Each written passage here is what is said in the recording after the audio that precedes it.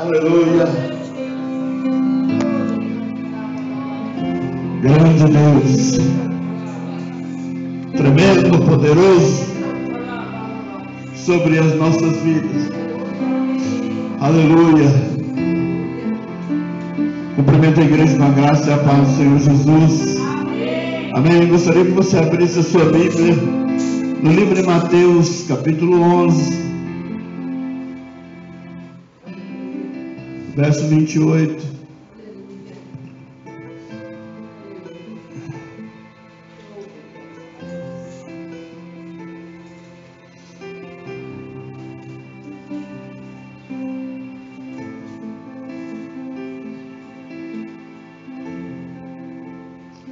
Vamos ler desde o 25 até o 30. Palavras do Senhor Jesus Cristo aos nossos corações nesta manhã. Independente daquilo que esteja e como esteja a sua vida, ou como esteja a sua família, ou como esteja aquele que estiver ouvindo, que a glória de Deus seja manifesta sobre o seu lar, em nome de Jesus. Porque o dia da vitória do Senhor está muito, muito próximo. Não somente o dia do Senhor, o dia da vingança do nosso Deus. Como diz o profeta Isaías, eu quero ler, não pode continuar aí em Mateus que eu vou ler. Quando o Senhor Jesus Cristo, usando a vida do profeta, ele disse: o Espírito do Senhor Jeová está sobre mim, porque o Senhor me ungiu para pregar boas novas aos mansos, enviou-me a restaurar os contritos de coração, a proclamar liberdade aos cativos e a abertura de prisão aos presos, a apregoar o ano aceitável do Senhor e o dia da vingança do nosso Deus, a consolar todos os tristes, a ordenar acerca dos tristes de Sião, que se lhes dê ornamento por cinza, óleo de gozo por tristeza, veste de louvor por espírito angustiado, a fim de que se chamem árvores de justiça, plantação do Senhor, para que Ele seja glorificado. Louvado seja Deus. O Espírito do Senhor está sobre as nossas vidas também, e o Senhor também nos elegeu, o Senhor também nos trouxe sobre nós essa responsabilidade de também libertar os cativos, de também abrir prisões, de também trazer cura sobre o ser humano, sobre a humanidade. O Senhor trouxe isso sobre a vida da igreja. Então você, como servo de Deus, como serva de Deus, você foi colocado por Deus nessa terra para cumprir o seu chamado, e nas suas mãos tem fogo, nos seus pés tem fogo, sobre a sua cabeça tem fogo. A Bíblia te chama de labareda de fogo. Por onde você caminhar, por onde você andar, a presença do Deus Todo-Poderoso é sobre a sua vida. Aonde você impor as mãos, haverá cura. Aonde pisar a planta do seu pé, esse lugar que você toma posse, o nome do Senhor será glorificado sobre a sua vida, porque esta unção está sobre você, a unção está sobre o seu coração. Ele tem um chamado, Ele tem um chamado na sua vida, Ele tem algo especial sobre você, para que você faça algo, para que a igreja marche, para que a igreja liberte, para que a igreja libere, para que a igreja interceda, para que a igreja enfrente. O Senhor tem levantado um exército sobre a face da terra, não para se acovardar, mas para vencer o maior adversário da humanidade, que é Satanás. Ele é o nosso inimigo, ele é o nosso adversário, ele que já foi derrotado na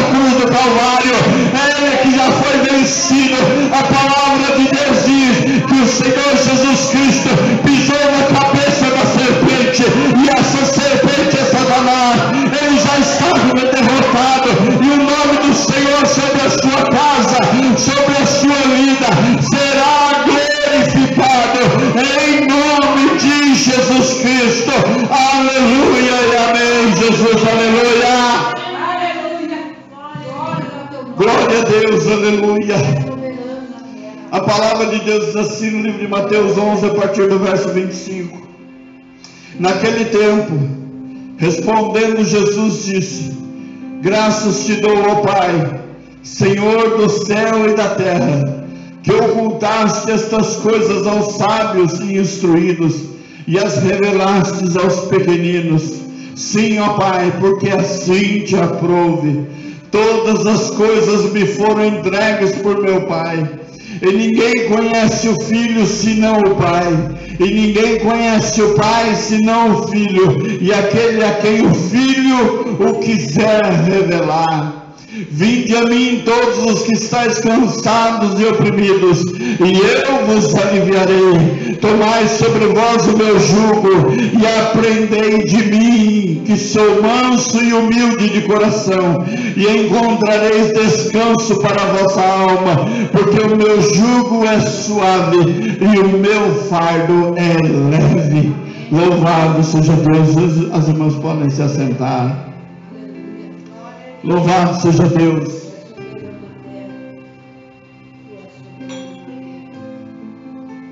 O Senhor ministrou algo no meu coração há uns dias já, sobre opressor e sobre opressão.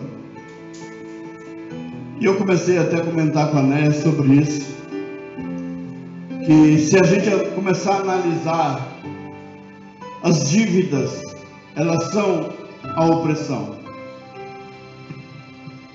Às vezes, aquilo que a gente tem como solução, que é o nosso trabalho, é um opressor. Se você observar como nós lidamos dentro de casa, nós nos tornamos opressores. E a gente começa a analisar que Deus ele veio para trazer um grande livramento. E o Senhor me trouxe aqui hoje também para dizer isso. Eu coloquei até no status ontem, fiz questão de prorrogar mais 24 horas disso. Que o Senhor ministrou isso ao meu coração, quando a pressão se torna mais forte, quando o opressor aumenta a pressão, tem um significado muito grande sobre isso. Quando o opressor aumenta a opressão, significa que o tempo do opressor está próximo do fim. Amém? Quero que você guarde isso no seu coração. Toda vez que você se sentir oprimido por alguma coisa ou por alguém, e aumentou aquela pressão, significa que aquele que está te oprimindo, ou aquele que é o seu opressor, o tempo dele está se esgotando. Por isso, ele acelera o processo de trazer uma opressão maior sobre a sua vida, uma ameaça maior contra você, que é para você se desestabilizar e você perder a sua confiança no Deus Todo-Poderoso. A palavra de Deus no livro de Apocalipse fala sobre aquele que suportar até o fim, aquele que aguentar até o final. Quantas pessoas ontem não disse não aguento mais? Quantas pessoas hoje de manhã disseram eu não aguento mais? Quantas pessoas já não pensaram em abrir mão de tudo porque não aguenta mais? Isso é o inimigo oprimindo. Mas se nós olharmos para o lado do opressor, o tempo dele está se esgotando. Quanto mais nós falamos sobre a vinda de Jesus, mais próximo está o fim da opressão, o fim do opressor. Quanto mais nós louvamos a Deus e adoramos a Deus, quanto mais perto fica o fim daquele que nos oprime, mais próximo está o seu fim. Então creia nesta palavra nesta manhã. Aquele que tem te oprimido, aquele que tem te pressionado, a conta de luz que tem forçado você a se preocupar, ou a conta, o aluguel que tem forçado você a se preocupar, que tem tirado a sua paz, saiba que Deus ele vai te dar uma saída, Deus ele vai suprir a sua necessidade, e o tempo da sua opressão, o tempo da sua aflição, ele está findando. Quanto mais perto da vitória estamos, mais longe do opressor ficamos. Quanto mais perto de Jesus estamos, mais longe do opressor estamos. E quanto mais perto de Jesus estamos, mais livres da opressão nós também estamos. Louvado seja Deus. O Senhor me fez, Ele sempre me faz lembrar do Novo e do Velho Testamento. Quando você vê, eu ainda falei isso para a pastora Néia ontem, Deus levou 40 dias para tirar o povo de Israel do Egito. 3 milhões de pessoas. Com uma buzina Ele anunciava. Hoje tem reunião com o líder. Quem que é o líder? É Moisés. E quanto mais Moisés se apresentava para Faraó, mais Faraó dobrava a aposta. Quanto mais Moisés se apresentava, mais o Faraó dobrava a pressão e a opressão sobre o povo de Deus. Mas eu quero dizer para você que isso durou 40 dias. 40 dias durou o tempo entre a primeira palavra de Moisés junto a Faraó até a saída do Egito. 40 dias. Eu ainda brinquei com a Néia e falei assim, demorou 40 dias para Deus tirar o povo do Egito. Levou 40 anos para que o povo tirasse o Egito do coração. Então quando a gente olha assim, a gente observa que é muito mais difícil. Não é difícil para Deus salvar, é mais difícil para Deus tirar o mundo do coração das pessoas. É mais difícil que as pessoas abandonem os velhos costumes, os velhos hábitos. Por quê? Porque elas cresceram, deixaram enraizar essas coisas dentro dos seus corações. E para que Deus tivesse uma nação pura, purificada, Ele levou aquela nação para o deserto, para ali purificar aquela nação. Ele purificou aquela nação e levou elas para a terra que Ele havia prometido. Mas entrou lá purificado. Então quando nós observamos que Jesus Cristo, Ele é o nosso libertador, quando Ele vier, esse processo que nós estamos passando é o processo da purificação, porque Ele tem algo melhor para nós. A nova Jerusalém que desce dos céus, ela está próxima. Então tudo isso que nós vivemos é um momento onde nós estamos sendo purificados pelo Senhor, para podermos adentrar na sua presença, porque lá Ele é santo e vai ser santo para sempre. E nós precisamos nos santificar para estarmos na sua presença. Não será de qualquer maneira. Então nós olhamos assim o opressor. Nós vimos que Faraó, ele foi o verdadeiro opressor daquele povo. Mas depois, ao longo da história do povo de Israel, você vê que a opressão continua. Porque é o maior oprimindo o menor. Pega o mapa do mundo e veja o tamanho de Israel. E veja o tamanho dos países que avizinham eles. É um país pequeno. Não tem o porquê de uma nação grande como a Rússia, por exemplo, que tem um tamanho continental, você se irá contra um país pequeno. Mas só que você quer subjugar o pequeno, você quer afligir o pequeno. Pode ver o tamanho quando nós somos pais e a gente pega a cinta para bater num filho de 3 anos de idade. Então você imagina a opressão, como que esse filho olha para nós. Nós grandes oprimindo aquele que é pequeno. Por quê? Porque nós temos força. Nós temos uma força contra aquela criança. A Rússia tem uma força contra Israel. A China tem 2 bilhões de pessoas. Só na China, um país só tem 2 bilhões de pessoas. E eles acham que o povo de Israel é o problema. A Rússia tem muita gente que acha que o povo de Israel é o problema. Os grandes acham que Israel é o problema. Agora nós temos um governante que entende que Israel é o problema. Então as nações olham para Israel, um povo pequeno, e dizem assim, eles são o problema. Não é que eles são o problema, é que eles olham o tamanho e falam, é fácil de dominar. Se você vê a ovelha, quando ela desgarra, ela fica fácil de ser dominada. O crente, quando ele se afasta da igreja, ele fica fácil de ser dominado. Mas a igreja, quando ela está unida, ela é difícil de ser vencida. É muito difícil vencer a igreja. Por isso a estratégia do diabo que tem funcionado é espalhar.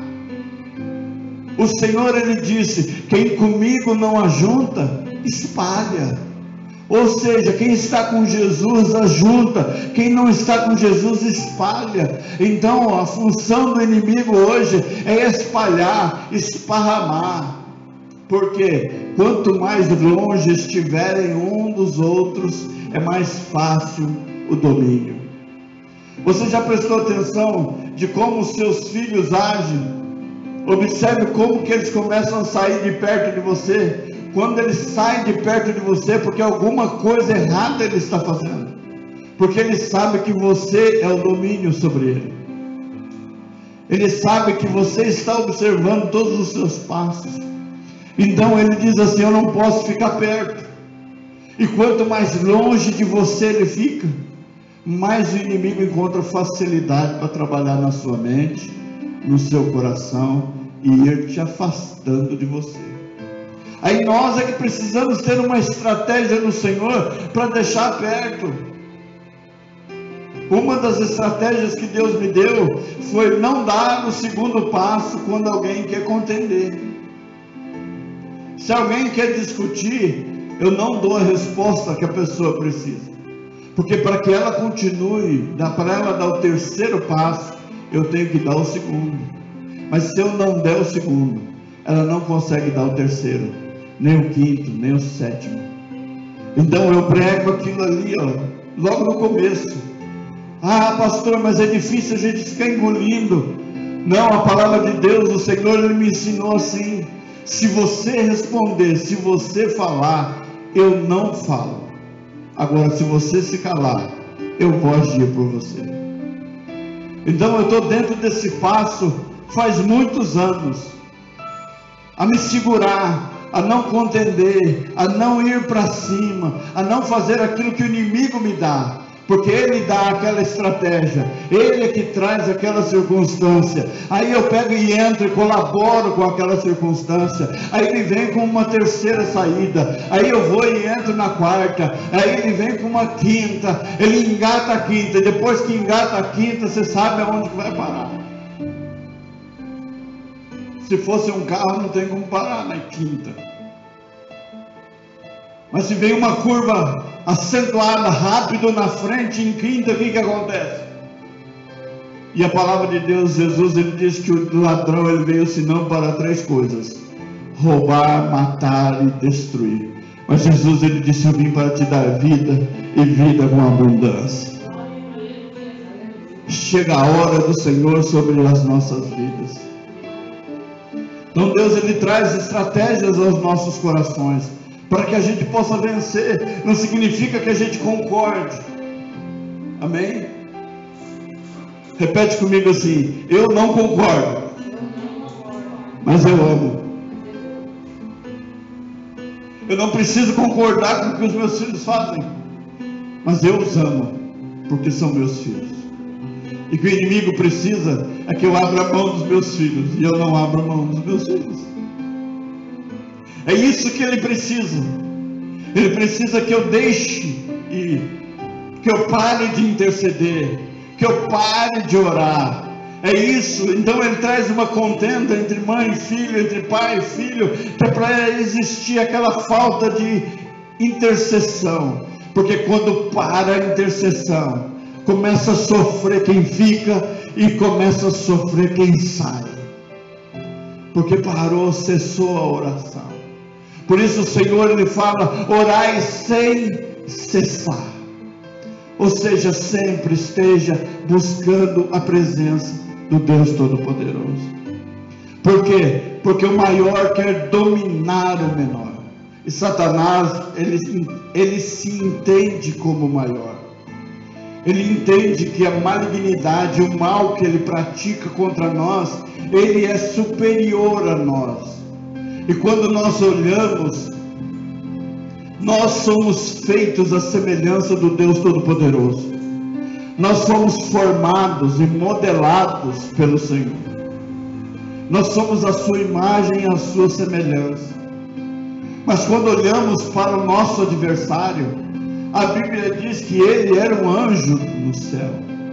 Ele era um anjo ministrador de louvores a Deus. Nós sabemos o que ele fazia.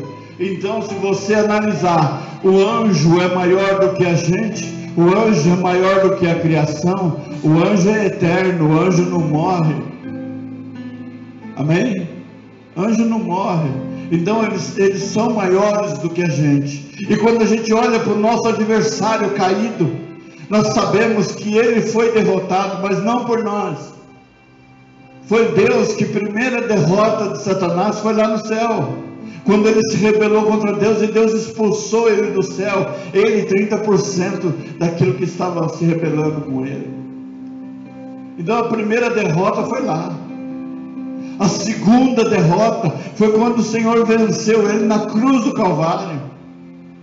E nós não temos o poder de vencer ele, mas o Senhor Jesus Cristo, ele disse: eu vou para meu Pai e vou rogar ao Pai que envie sobre vós o Consolador. E esse Consolador é o Espírito Santo de Deus, e ele vai estar dentro do seu coração, e ele vai te orientar, e ele vai te fortalecer, e ele vai trazer saúde para o seu corpo, e ele vai te dar forças para que você consiga vencer. E ele te deu um nome que está sobre todo nome, que é o nome do Senhor e Salvador Jesus Cristo. E ele te deu um sangue que foi purificado, que foi para maravilhar as nossas vidas, para nos cobrir com teu sangue, para nos fazer vencedores nessa terra. Aleluia. Para que você possa mencionar no momento de aflição, diga: o sangue de Jesus tem poder. O sangue de Jesus tem poder. O sangue de Jesus tem poder. Entre dentro da sua casa proclamando: o sangue de Jesus tem poder. Dentro do seu lar, diga: o sangue de Jesus tem poder. Tem poder o sangue de Jesus. Ele veio para trazer a cura sobre as nossas vidas. A palavra de Deus diz lá no livro de Êxodo 3 que Deus viu a aflição do povo, e eu creio que o Senhor Jesus Cristo tem visto a sua aflição, a opressão que está sobre a sua vida, o mal que tem sido feito contra a sua vida, contra a sua casa. E eu posso dizer: conta aí 40 dias e você vai ver o agir de Deus. Porque foi em 40 dias que Deus livrou 3 milhões de pessoas lá da escravidão, da opressão. Então Deus, ele pode levar mais 40 dias para fazer algo dentro da sua casa. A palavra de Deus diz que Jonas entra em Nínive e anuncia hoje, e daqui 40 dias o Senhor vai trazer juízo sobre esta cidade. E era uma cidade grande, era uma cidade forte, era uma cidade que oprimia, era uma cidade que matava profeta. Mas o Senhor disse, através do profeta Jonas: hoje, daqui 40 dias, Deus vai trazer juízo sobre esta cidade. A palavra de Deus diz que o rei convocou toda a nação, todo aquele povo para jejuar e orar diante do Deus verdadeiro. E a Bíblia diz que o Senhor cessou aquilo que Deus iria fazer, porque o povo se arrependeu, o opressor se arrependeu. Mas vindo depois, quando a gente olha para a Babilônia decidiu oprimir quem? Para oprimir o povo de Israel. Foi permissão de Deus, mas o opressor pagou a conta por ter oprimido. A Babilônia era mais forte, mas a Babilônia também rastejou diante do Deus Todo-Poderoso. Depois disso vieram os reinos, os persas, que eram os mais fortes, os mais poderosos, também oprimiam o povo de Israel, e o Senhor os venceu, trouxe ali a vitória sobre as suas vidas. Eu até li um pedacinho, capítulo 36 e 37 de Isaías, fala sobre Senaqueribe, um rei poderoso da Assíria. que decidiu vir contra o povo de Israel. E ele fez um relato, ele escreveu uma carta e enviou para o rei Ezequias. E a Bíblia diz que dentro dessa carta, o rei Senaqueribe avisava o rei Ezequias: eu passei por determinado país e lá eu dominei. Eu passei por tal país e lá eu dominei. E lá eu passei por outro país e o Deus dele não pôde prevalecer contra mim. Eu passei por esse também, prevaleci. Passei por esse também, prevaleci. Não será diferente aí na sua nação. Eu vou entrar aí e vou destruir o seu país. Eu vou destruir a sua vida. Eu vou acabar com tudo. E essa carta, eu gosto de falar o nome dele, é Merodach Baladan, se não me falha a memória. É o mensageiro do rei Senaqueribe. Ele foi até o rei Ezequias e entregou para o rei Ezequias aquela carta. E a Bíblia diz que o rei, quando começou a ler aquela carta, ele tomou uma atitude. A Bíblia diz que ele subiu para os seus aposentos. A Bíblia diz que ele estendeu aquela carta no chão. A Bíblia diz que ele ajoelhou diante daquela carta e ele fez uma oração lendo aquela carta para Deus. Falou: olha, Senhor, o que o meu adversário está falando sobre mim e sobre a nação que é a menina dos teus olhos. E a Bíblia diz que ele lê toda aquela carta. Depois Deus traz para ele uma palavra através do profeta: esse Senaqueribe não vai entrar aqui, eu vou vencer ele. A Bíblia diz que o Senhor falou assim: eu vou colocar um anzol no nariz dele, eu vou prender ele, eu vou vencer ele, eu vou trazer sobre o seu reino essa grande vitória. E a Bíblia diz que o Senhor falou para Ezequias: não tema, porque eu sou contigo. Quero dizer para você nesta manhã, o Senhor, ele diz: eu sou contigo.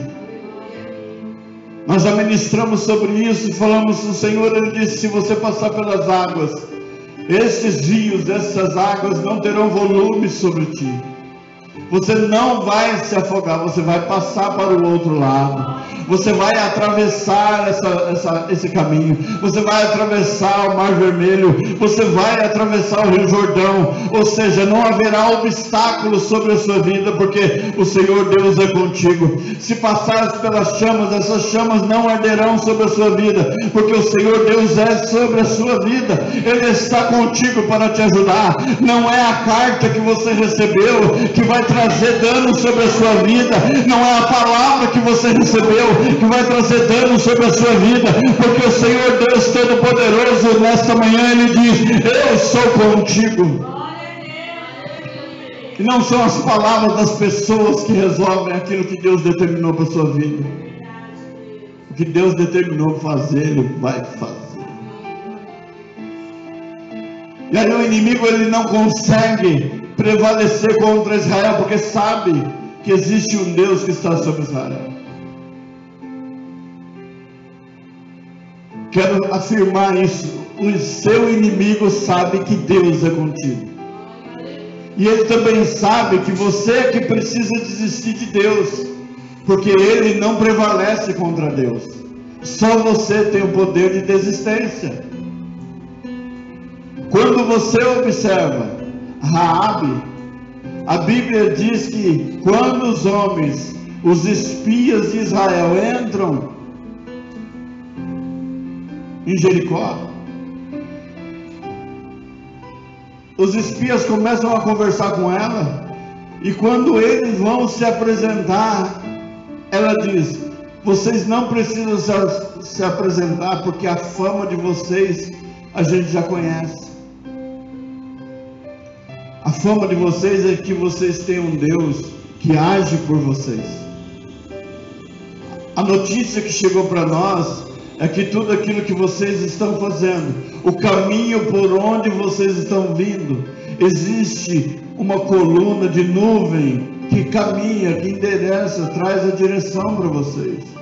E quando é à noite, existe um grande clarão, que é a presença do Deus Todo-Poderoso sobre a vida de vocês.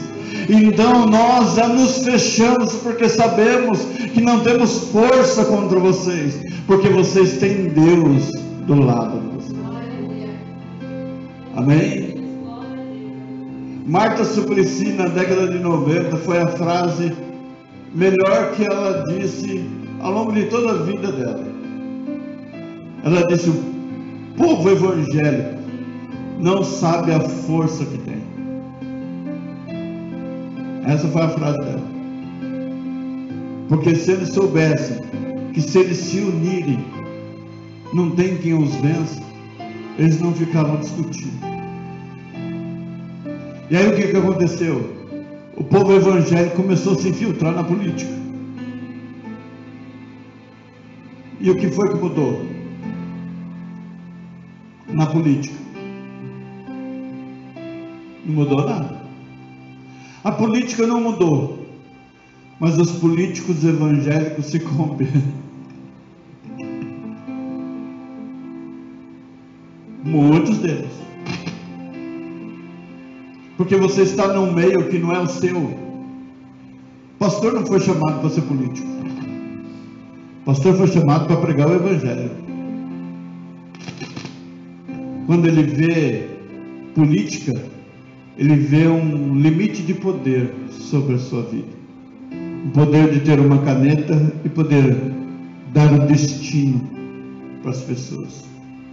Enquanto que como pastor, ele ora ao Deus que dá o destino para as pessoas.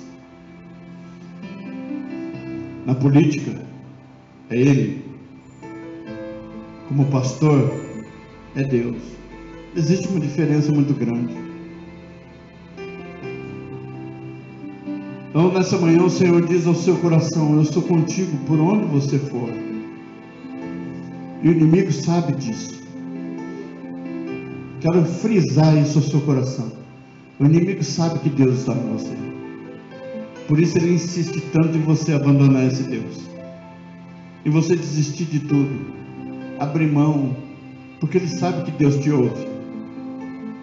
Então ele quer que você seja como ele. Rebelde e sendo tratado e ter o mesmo destino que ele.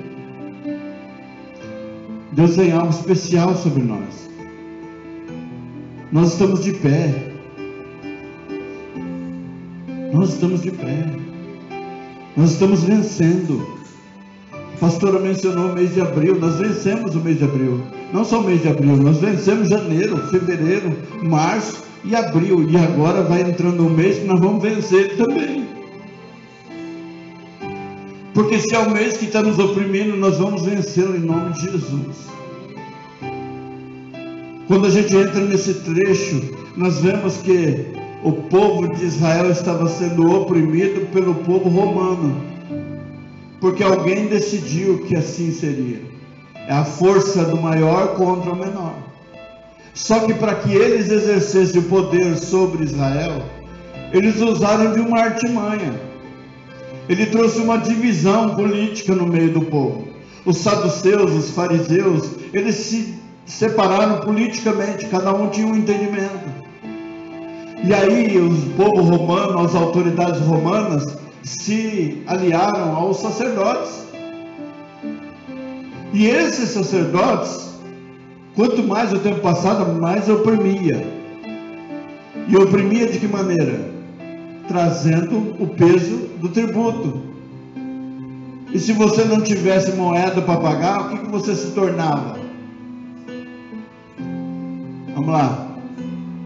Se torna escravo, presta serviços obrigatórios, porque se você não tem dinheiro para pagar, você se torna escravo. Quem aqui já não ouviu aquela expressão: eu não vou no restaurante porque eu não tenho dinheiro, se eu chegar lá, comer e não pagar, eu vou ter que fazer o quê? Lavar a louça. Paga com serviço.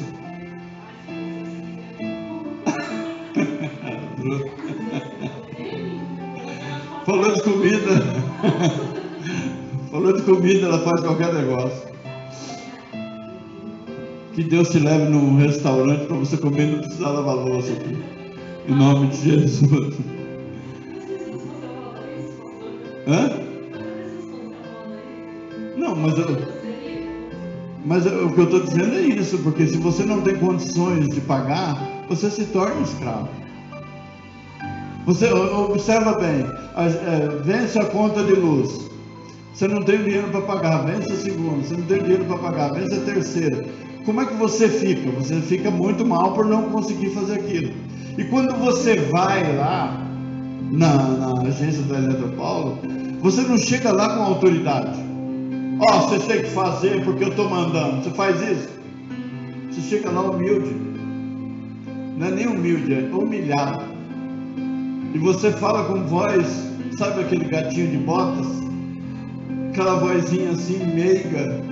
Mas nós somos leões. Então você imagina a gente miar. Imagina um leão miando. Não funciona. Mas a gente tem que chegar lá miando. Então imagina uma humilhação para nós. Tem que chegar lá e falar assim: olha, por favor, eu preciso que você parcele isso para mim, porque eu estou sem condições. Aí a pessoa que está do outro lado, que é um gatinho, vira para mim: quem você pensa que é? Eu não posso fazer nada. Porque ele se cresce dentro de uma posição que ele nem deveria. Mas ele se cresce. E a gente vai como um leão, como um gatinho. E o gatinho do outro lado do balcão vira um leão. E a gente miau. Porque é o opressor, ele veio contra nós. Então a gente se torna escravo. A gente fala assim, igual a situação do meu carro. Eu falei assim: eu não posso pegar um cartão porque depois eu não tenho dinheiro para pagar. Eu não posso fazer um empréstimo porque também não. Então, mas eu tenho fé. Eu tenho fé. Quanto fica para arrumar um carro? 3 mil reais. Eu peguei e lancei para algumas pessoas. Já arrecadei 1.000 reais. Eu não tenho tudo, mas eu já tenho parte.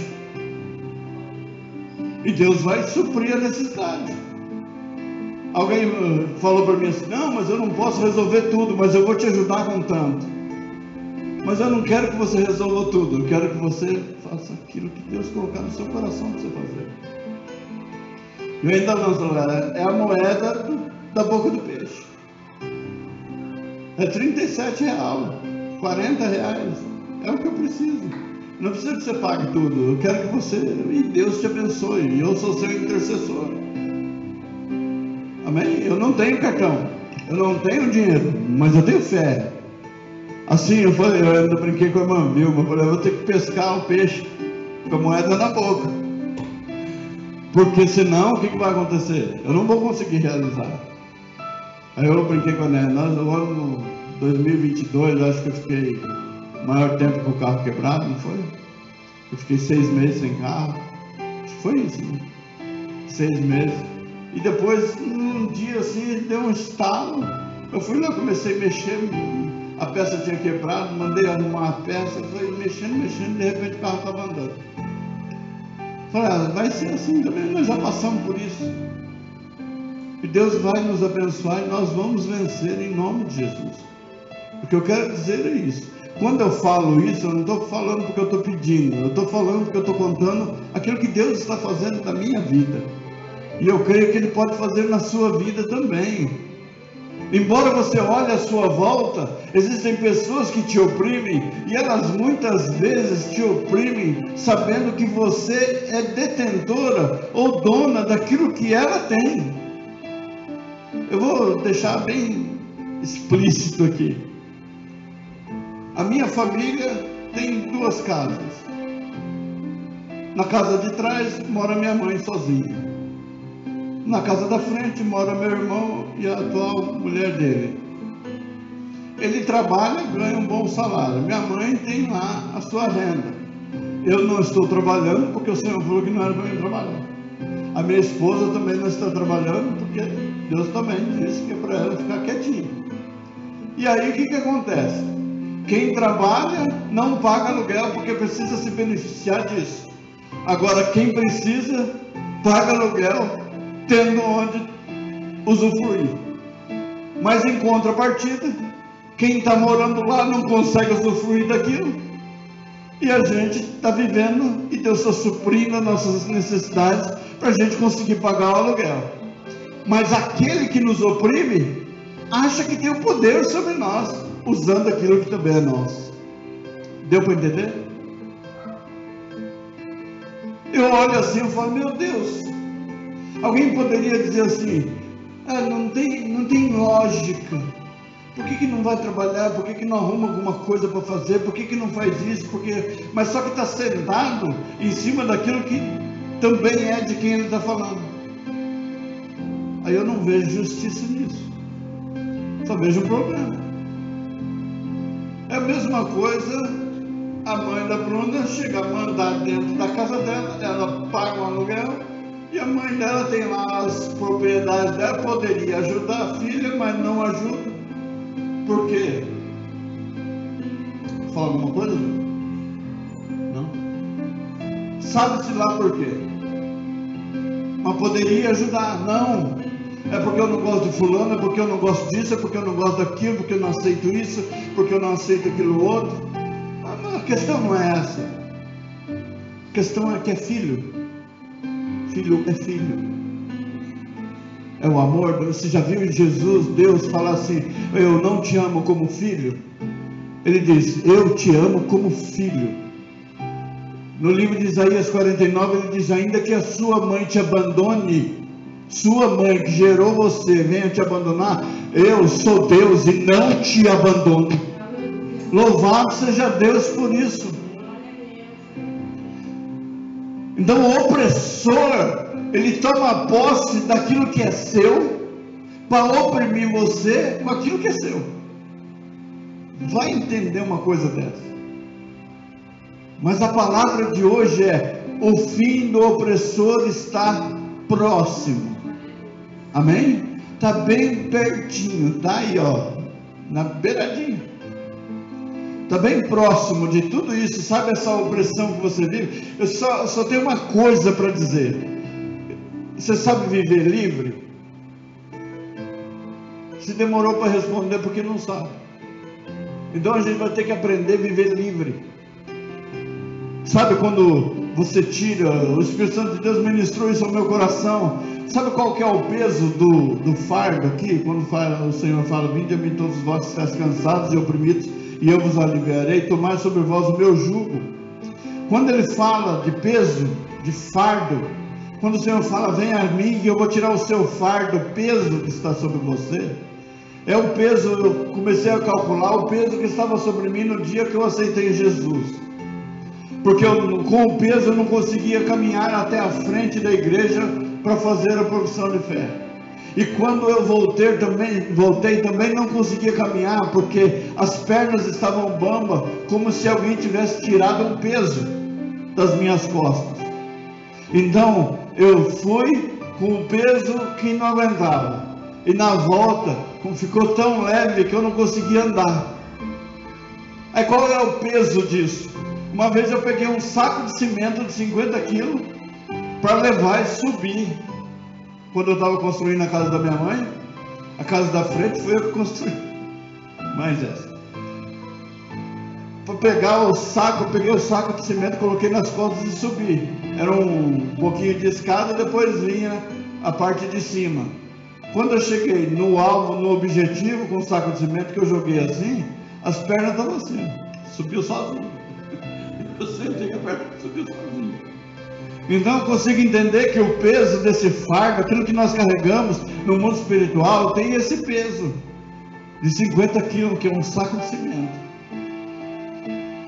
E quando o Senhor te chama, quando Ele diz assim, vinde a mim, e eu vou tirar esse peso dos seus ombros, eu vou tirar esse fardo, essa coisa pesada que está sobre você, e eu vou te deixar livre. Você vai ter que aprender a viver livre. Agora eu não tenho mais aquela preocupação. Então o seu opressor vai ser eliminado. Então você vai ficar livre. Então você vai saber muito bem. Você imagina o que você faria com o dinheiro do aluguel que você não paga. Entendeu? Começa a pensar nisso. Amém, pastor? Começa a pensar nisso. O que você faria com o dinheiro da dívida que te oprimiu durante anos e você não precisa mais pagar aquilo? Então o que você vai fazer com esse dinheiro? Vou para o restaurante, vou comer. Eu quero sentar lá, vou na churrascaria e vou comer, né, Bruno? Eu acho que não seria coisa boa, porque se fosse a gente quisesse construir algo bom, Deus eu penso assim. Então, Deus sabe todas as coisas. por isso que você não recebeu. Porque Deus quer te deixar livre. E a gente fica na carne, né? Quando a gente não tem prazer, a gente fica Então, mas Deus quer te deixar livre. Livre no seu pensamento. Porque se Deus quer fazer isso comigo, Senhor, fique à vontade. Eu estou aberto a mudanças. Pode fazer, Senhor. Eu não quero mais pagar aluguel. Você quer? Então, mas não quer mais. O que eu vou fazer depois? Põe na poupança? Ah, mas a poupança diz que não rende muito. Pelo menos está guardado, você não vai gastar. Amém? Se você receber 30 mil na sua mão hoje, amanhã, hoje é domingo, hein? Amanhã, segunda-feira, você acha que você tem R$1.000 lá. E vai ficar aqui onde eu enfiei os 29 mil.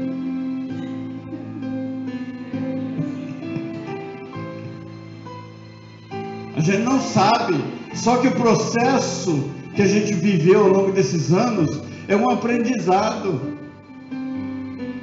Se o Senhor disse para o povo, em Deuteronômio 8, eu te fiz para passar no deserto para ver onde estava o seu coração, se o Senhor nos faz ter falta de alguma coisa, é para que quando você tiver, você saber como foi que você fez quando não tinha.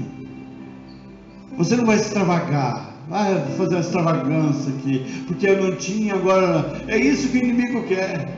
Então, se a bênção do Senhor está próxima de chegar sobre a sua mão, agora é hora de você orar e vigiar. Não é sair gastando, não. A bênção está aí.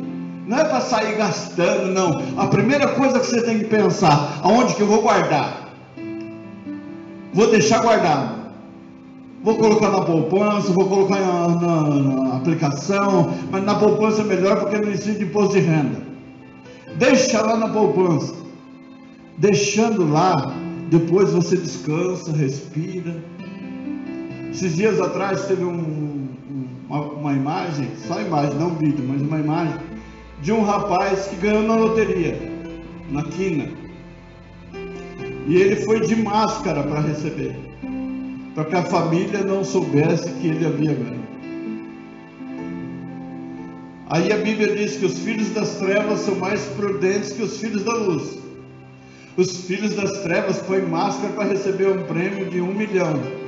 Os filhos da luz abrem o Facebook, abrem o TikTok, abrem o celular e faz selfie. Quem é mais prudente? O ímpio que pôs a máscara. Não é sair anunciando para todo mundo que foi que você ganhou, ou quanto você ganha, não. É você guardar e cuidar daquilo que é seu. Uma coisa eu aprendi há anos atrás, que eu sempre vi casas bonitas por fora, e quando entrava por dentro era feia. E eu sempre vi casas feias por fora, e quando entrava dentro era bonito. Eu falei, olha que coisa interessante, Senhor. Eu posso ser feio por fora, mas por dentro eu estou bem. Vai engasgar, mas por dentro eu estou bem acabadinho. Não, Senhor, está bem rebocado, está bem bonito, está bem feito. Amém? Então eu vou... Alguém olha assim e fala, o pastor está com o Uno ainda, desde 2005, quase 20 anos no mesmo carro. Olha, eu já tenho 10 carros, para quantas pessoas você deve? O meu está pago. Levei 4 anos para vencer. Suei, mas está pago. É meu. Amém? Deus está trazendo essa bênção. Está aí, ó. Faz assim. Ó, fecha. Está aí, ó, na sua mão a sua bênção. Toma posse da sua bênção. Toma posse. O Senhor está tirando o fardo, o peso sobre os seus ombros. Olha que bênção. Olha que bênção. Amém? Fica leve. Fica leve. Deixa Deus trabalhar daqui para frente. A gente está acostumado. Você não tem tanto para me emprestar? O Senhor fala que você vai ter para emprestar. Amém? A melhor coisa, aliás, seria Deus dar uma casa diferente para nós. Não essa que todo mundo vai brigar por ela. Uma que a gente conquiste. Uma que a gente vai lá e conquista aquilo que é nosso. Que ninguém amanhã ou depois vai dizer assim: olha, nós precisamos dividir a sua casa porque fulano precisa. Não, aqui ninguém vai dividir nada, que é meu, que é seu. Aqui foi o que Deus te deu, aqui ninguém manda. Aqui Deus deu para você viver. E aliás, poderia dar um sítio também, igual aquele da Vilma. Ó. Marchando aí.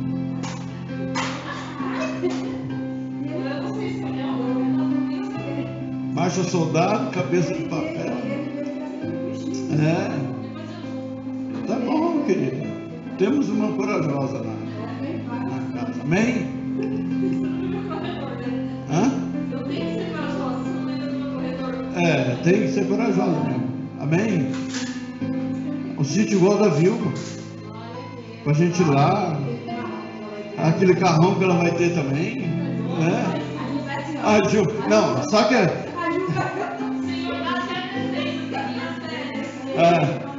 a gente passou, a gente foi caminhando até a tenda e a gente passou por uma agência que tinha aquelas picape grandona. Olhei assim, falei, nossa, que linda, hein? Você imagina a Vilma com uma marca daquela? Deus me livre. Não, é que na agência tinha 3 picape. É uma para cada. É uma para cada, não é assim, um marco. Não, nós seguimos um marco com outra picape atrás. Só que para entrar no sítio tem uma estrada de pedra, assim, né, cheia de pedra já colocada. Né? Quando você olha assim, você vê os cavalos, você vai direito, você vê as coisas assim, quando vai entrando, aí começa a ver a casa, assim, aquela casa grandona. Nossa, coisa tremenda e poderosa. Oh, glória a Deus, aleluia. Aí chega lá, a Ju sentada na cadeira de balanço, olhando para nós, chegando, fazendo festa para a gente. Olha que coisa tremenda. É isso que Deus tem para nós, gente. É isso. O tirar a opressão, o tirar o peso, é isso. O Senhor fala, eu estou substituindo a sua opressão, a sua dor, pelo meu jugo que é suave, que é leve. É muito melhor você pensar nisso, nesses objetivos a serem alcançados, do que ficar concentrado naquilo que é opressão. Você pode ver que a opressão tem todo mês você tem que pagar conta, todo mês é tudo ali, e você precisa fazer conta, você tem que ver direitinho, todo mês está ali. O que você não faz mais é sonhar, porque quando você começa a sonhar, fala, mas não dá, aqui não dá. Se eu começar a tirar daqui, se eu começar a fazer menos isso aqui, vai dar e o nome do Senhor será glorificado. Amém? A você que tem contribuído, que tem sido dizimista, a palavra de Deus diz que primeira coisa, que ele vai reter a ação do devorador. Ele vai reter a ação do devorador. Agora, o dízimo, ele não cobre pecado. Então a gente vai e dizima, Deus abençoa por um lado, por outro lado ao pecado, o que vai acontecer? Vai vazar para algum lugar. Então nós precisamos cobrir as nossas vidas com o sangue do Cordeiro e ficarmos guardados. Mas se você tem feito isso, a palavra de Deus diz que Ele vai te abençoar. A palavra de Deus diz que vai abrir as janelas dos céus e derramar sobre vós tal bênção, que será a maior abundância. É o que diz a Bíblia. Por que que a gente não deixa? Deus, abre as comportas, Pai. Quando você vê o dilúvio, a Bíblia diz que Deus abriu as comportas para descer a água do dilúvio. E por que quando abre a comporta do céu para derramar a bênção, a gente quer conta-gota? Aqui a gente quer gota. Ai, Senhor, pinga aí na boca, um pouquinho d'água.